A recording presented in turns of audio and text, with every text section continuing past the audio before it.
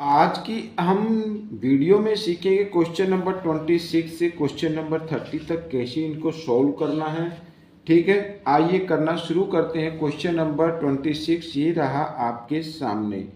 तो question number 26 कहता है from the given figure find the value of x and y. X and y की value आपको find out करनी है। तो सबसे पहले हम क्या करते हैं, x की वैल्यू फाइंड आउट कर लेते हैं। ठीक है, या y की वैल्यू आप फाइंड आउट कर लीजिए। और ये जो साइन होता है ना, ये 90 डिग्री का साइन होता है। अब यहाँ पर बच्चों देखो, in triangle ABC, in triangle ABC और एंगल AC, और इधर ये चाहे खाली लिख लो, angle Y is an exterior angle, is an exterior angle.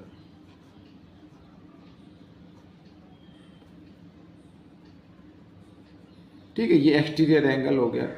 और सभी जानते हैं, एवरीबडी नोज कि exterior angle is equal to its interior opposite angle. ठीक है, to the sum of, sorry, तो y इक्वल होगा बच्चों यहाँ पर angle A and angle B के इक्वल। ठीक है, ये जो इसकी कंक्लूजन है वो मैंने कई बार लिखवाई हुई है, तो आप उसको देख लेना। तो एक्सटीरियर एंगल इक्वल होता है, ठीक है, exterior angle is equal to the sum of its interior opposite angle. ठीक है, तो यहाँ पर y की वैल्यू आपको फाइंड आउट करनी है। एंगल A 90 डिग्री और B 65 डिग्री, दोनों को ऐड किया तो आ गया 155 डिग्री। ठीक है, तो y की वैल्यू आपके सामने आ गई है 155 डिग्री। अब बच्चों ये देखो, ये लाइन होती है कितने डिग्री पर, 180 पर। तो मीन्स x अगर प्लस y, अगर दोनों एंगल को ऐड कर दिया जाए तो 180 आना चाहिए। ठीक है, x प्लस y की वैल्यू है 155 इक्वल 180 डिग्री। तो इधर कर लेते हैं, x की वैल्यू निकाल लेते हैं 180 डिग्री 155। ठीक है, राइट साइड में जाएगा तो माइनस का हो जाएगा, तो ये मैंने माइनस का कर दिया। तो x की वैल्यू निकालो, 10 में से 5 माइनस करेंगे 5, यहाँ पे रह गया 7 में से 5 माइनस किया 2, 25। This is the answer. x की वैल्यू आ गई और y की वैल्यू आपकी आ गई है। ठीक है, नेक्स्ट क्वेश्चन क्या कहता है, क्वेश्चन नंबर 27 ये रहा आपके सामने। तो क्वेश्चन नंबर 27, इन ए राइट एंगल ट्रायंगल LMN, यहाँ पर ही देख रहे जो मैंने फिगर बना के रखी है, LM square plus MN square equal LN square. ठीक है, यहाँ पर ये देखो, यहाँ पर टू साइड का सम का स्क्वायर गिवन है और ये इधर दिया वन साइड का स्क्वायर। तो दैट मीन्स ये राइट एंगल ट्रायंगल, तो ये हाइपोटेन्यूज होगी LN। तो इस तरीके से आपको बना लेना है। ठीक है, तो LN स्क्वायर इक्वल होता है LM square plus MN square.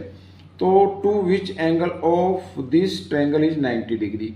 अब 90 डिग्री का क्या है बच्चों, जो सबसे लॉन्गेस्ट साइड होती है ये हाइपोटेन्यूज होता है, उसके अपोजिट जो एंगल आता है वही 90 डिग्री का होगा। मीन्स एंगल M इक्वल होगा 90 degree. This is the answer. Question number 28 क्या कहता है, ये देखिए आपके सामने है question number 28। A man goes 10 metre due east, east है ये, and then 24 metre due north. ठीक है, यहाँ पर ये मैंने फिगर बना के रखी है पहले से, ताकि आपका थोड़ा सा टाइम बच जाए।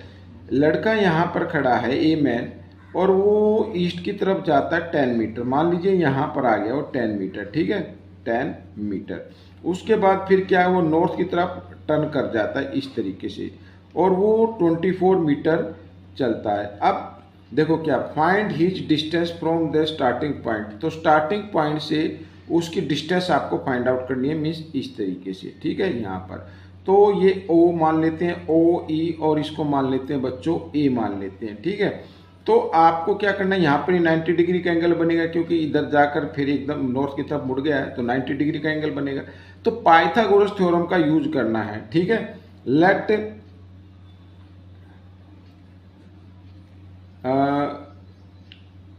ट्रायंगल, या ऐसे लिख लेते हैं, angle A, triangle AOE is a required triangle. ठीक है, इस तरीके से यहाँ पर तो आपको क्या निकालना, ए ओ, ठीक है। ए ओ इक्वल होगा, क्योंकि 90 डिग्री के सामने हाइपोटेन्यूज होता है, हाइपोटेन्यूज का स्क्वायर इक्वल होता है ए ई स्क्वायर, बाकी जो 2 साइड होती हैं, और प्लस ओ ई स्क्वायर, ठीक है, ओ ई स्क्वायर, इस तरीके से। तो A O square find out करना है आपको। तो ए ई है 24 स्क्वायर, और प्लस ये ओ ई है 10, तो 10 स्क्वायर, ठीक है। तो A O square equal 24 square means होता है कितना, 576, और 10 स्क्वायर होगा 100, दोनों को ऐड किया तो आ गया 676, ठीक है। अब ए ओ की लेंथ आप निकाल लीजिए, ए ओ, तो ए ओ की कितनी, 676, ए ओ के साथ इधर स्क्वायर है, इक्वल के साइन से इधर लेके आएंगे, रूट के अंदर उसको चेंज कर देना है, और 26 आ जाएगा, जब स्क्वायर रूट निकालेंगे तो 26, तो 26 मीटर, ठीक है। अब वो कितनी डिस्टेंस पर है, 26 मीटर की डिस्टेंस पर है स्टार्टिंग पॉइंट से, तो दिस इज द आंसर। आइए करते हैं क्वेश्चन नंबर 29, ये रहा आपके सामने, ठीक है। क्वेश्चन कहता है, यहाँ पर मैंने फिगर बना के रखी हुई है क्वेश्चन के according, A square is described on the hypotenuse of A right angle triangle. ये राइट एंगल ट्रायंगल था, इसके हाइपोटेन्यूज पर एक मैंने स्क्वायर बना दिया है, ठीक है, ये आप देख रहे हैं। और हाँ, whose other 2 sides are 12 centimetre and 5 centimetre, ये मान लीजिए 5 सेंटीमीटर है, और ये क्या है, 12 सेंटीमीटर है। What is the area of square, तो स्क्वायर का एरिया आपको फाइंड आउट करना है। और स्क्वायर का एरिया कैसे फाइंड आउट होगा, अगर आपको साइड मालूम होगी तो साइड तो मालूम नहीं है, लेकिन यहाँ पर हम देख रहे हैं कि ए सी एक साइड लगती है स्क्वायर के अंदर, और ट्रायंगल के अंदर ये हाइपोटेन्यूज कहलाता है, क्योंकि राइट एंगल ट्रायंगल है। तो यहाँ पर ले लेते हैं, तो हमें ए सी की लेंथ निकालनी है पहले, in triangle A B C, ठीक है। तो राइट एंगल ट्रायंगल है, तो ए सी स्क्वायर इक्वल होना चाहिए A B square plus B C square, ठीक है। तो ए सी स्क्वायर, तो ए बी क्या है, 12 स्क्वायर प्लस 5 स्क्वायर, ठीक है, इस तरीके से। तो ए सी इक्वल 12 का स्क्वायर होता है बच्चों 144, प्लस 5 का होगा 25, और जो इधर स्क्वायर है इक्वल के साइन से इधर ला के रूट के अंदर उसको चेंज कर देते हैं, और इनको अगर ऐड करेंगे तो 169 आ जाएगा, और 169 का स्क्वायर रूट होता है 13, तो ये आ गई बच्चों 13 सेंटीमीटर, ठीक है, सेंटीमीटर। अब क्योंकि स्क्वायर की सभी साइड इक्वल होती हैं, तो ये साइड ऑफ स्क्वायर मैं यहाँ पर लिख लेता हूँ, side of square equal 13 centimetre, ठीक है। अब एरिया निकाल लो, एरिया ऑफ स्क्वायर क्या होगा, साइड इंटू साइड, तो 13 को 13 से मल्टीप्लाई करेंगे, अगेन 169 आ जाएगा, लेकिन इसको लिखना है square centimetre, this is the answer. तो इस तरीके से आपको ये करना है, ठीक है। क्वेश्चन नंबर अब हम करेंगे 30, ये रहा आपके सामने क्वेश्चन नंबर 30। क्या कहता है, बहुत ही इजी क्वेश्चन है ये भी, देखो, find the value of x y z की वैल्यू फाइंड आउट करनी है, डी ई पैरेलल है B C, D E parallel है बी सी की, ठीक है। तो in triangle A B C में, तो देखो यहाँ पर डी ई पैरेलल है बी सी, ये तो गिवन है, और ये एक ट्रांसवर्सल लाइन हो गई, ठीक है। एंड यहाँ पर मैं लिख देता हूँ A B is a transversal line,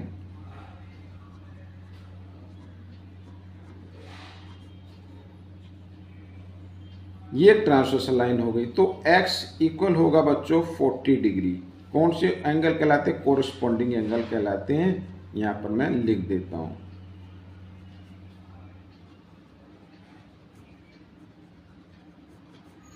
ठीक है। एंगल्स, तो कोरस्पॉन्डिंग एंगल क्या होते हैं, इक्वल होते हैं, ये भी अप साइड में, ये भी अप साइड में। सिमिलरली